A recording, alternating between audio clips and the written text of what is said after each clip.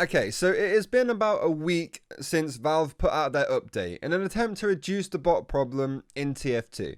Now, has this solution actually helped anything? On paper, it sounded like a good idea, but a lot of ideas are good on paper and don't actually translate into something that is useful or that functions the way they are intended.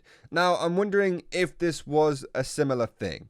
Really quickly before we get into this video, I just want to say a massive thank you once again for all of the support on the recent videos, especially that little stream highlights experiment thing I did a little while ago. It was really cool to see the comments on that, and I want to do more of them now because of those comments. I'm also trying to hit 80k by the end of the month, which is an insane task and will make me have to gain the most subscribers I have ever gained in a week, pretty much ever. But I'm trying to see how close we can get and if it is at all possible. So if you're not subscribed to my channel already, like around 55% of you guys watching right now aren't, hit that button for me and let's see how quickly we can hit it. Also, that was 70% when I started plugging it in videos, so massive thank you to everybody who has subscribed from me saying that. Anyway, let's talk about Valve's solution. So for those of you who don't know, Valve added a button that allows you to enable or disable text chat and another button for voice chat, which realistically probably should have been added years ago. But the main change they made was not allowing new accounts to use the text chat in game, which, if you think about it, on paper, sounds like a great idea. The bots are being mass created, so cutting off their text chat seems like a pretty good idea. It means they can't spam the chat at all, and people don't have to see all the racist and like homophobic and hate speech type stuff.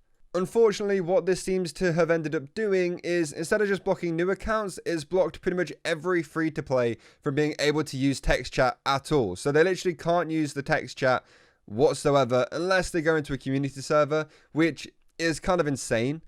I didn't realize that that is what they did when I initially made my video about the changes a week ago. I thought they were just blocking brand new accounts or something like that, but this has actually caused quite a lot of problems for quite a lot of players. And not only that, there has actually been a downside or two from not being able to see the chat spam.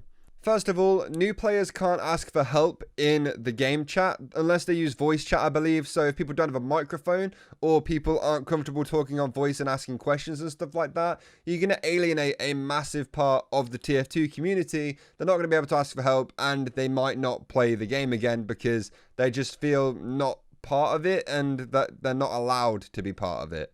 Obviously, if they do need help, they can look online, but how many new players are going to do that, do you think? Like, it's not a big deal for doing it, but getting instant feedback on questions, especially while you're mid-game, is invaluable. And that is pretty much gone for new players now, unless they're live streaming. But how many new players are going to live stream?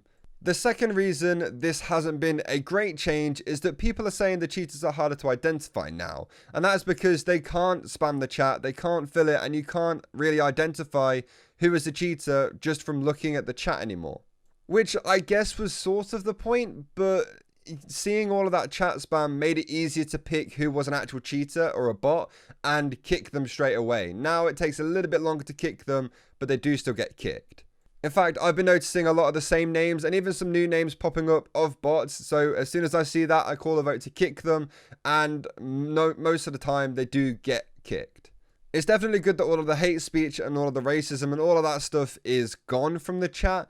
But it did make it really easy to find a bot and kick them as soon as possible. So again, a solution that worked well on paper, but didn't translate too much into the actual game if you think about every single possibility that people could be using the chat for. I don't know.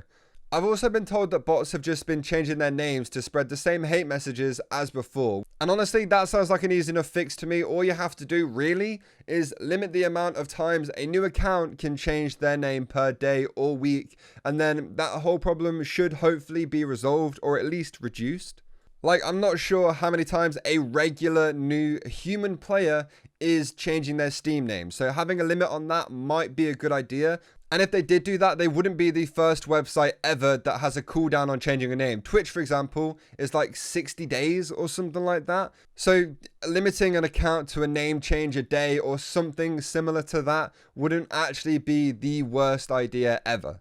So really, my short answer for this video is no, the solution hasn't worked for now. The main thing to mention though is that this wasn't Valve's whole solution. This was a short-term fix to try and remove some of the hate speech from the game, which they did actually do. The thing is, they can't just fix bots instantly, else they would have done this a long time ago. No matter how big the TF team is, I don't even think the CS team or like the Dota team could get rid of like a whole wave of bots as fast as people are expecting the TF team to do that. And there's even not that many people on the TF team. You got to remember as well, we are in the middle of a global pandemic. So the amount of people that might actually be in Valve's offices or not really able to work from home properly will also put an extra amount of time onto this actually getting solved and actually getting fixed. So to me, it looks like they've tried to take both of these problems separately. They have dealt with the hate speech and they're hopefully going to be working on doing something with the bots. But if you think about it, that would mean either updating VAC already or putting another system in place to make sure that anyone who is cheating, especially all the bots, would be banned completely. Which again, just sounds like VAC to me. So that's not an easy task. So basically, I am still hopeful. I still think Valve are working on something to help with the bots, but the solution could take a little while still. I don't think Valve's solution worked in the way they thought it would that they've put in the game already, but I personally feel as though the steps they took to try and remove the hate speech from the game would make sense, and I probably would have made the same decisions if I was the one making them. So you can see where the choices are coming from and the logic behind everything. Whether or not it actually worked in the game is a completely different story. But if you think about the ways that the bots are using to get around that fix, that's not an impossible task to solve either. You literally just limit the amount of name changes a new account can get. Then they can't spam name changes in all of the servers either. So they'll have one name that you'll be able to recognize if you play enough games and you run into them enough times, and you can kick them straight away and they won't be able to change it and they won't be able to spam hate speech. And then maybe the bot owners will get a little bit bored because they can't actually do anything in the game anymore other than cheat. And then what are they doing really? Like, they're just ruining the game for 20 seconds and then being kicked. Okay, cool. So anyway, this video was sort of my thoughts after a week of this update having been into the game. This whole thing did seem to make my streams a bit easier to do, and I don't think I've seen as many cheaters as I did before. They do still exist and they are still quite common. I'm not saying they're completely gone, I just don't see them every single game like I used to. So that's pretty epic.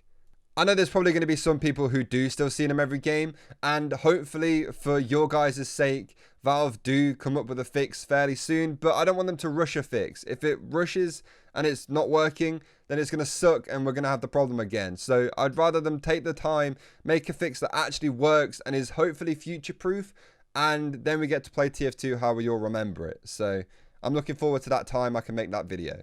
Anyway, I hope you all enjoyed this video. Let me know in the comments what you guys think of Valve's solution. I'd be interested to hear what you guys have to say. And anyway, if you enjoyed the video, please make sure you leave it a like and also subscribe to the channel. Like I said at the start, I'm trying to hit 80k subs by the end of the month. So if you want to help me out and do that, then you can do.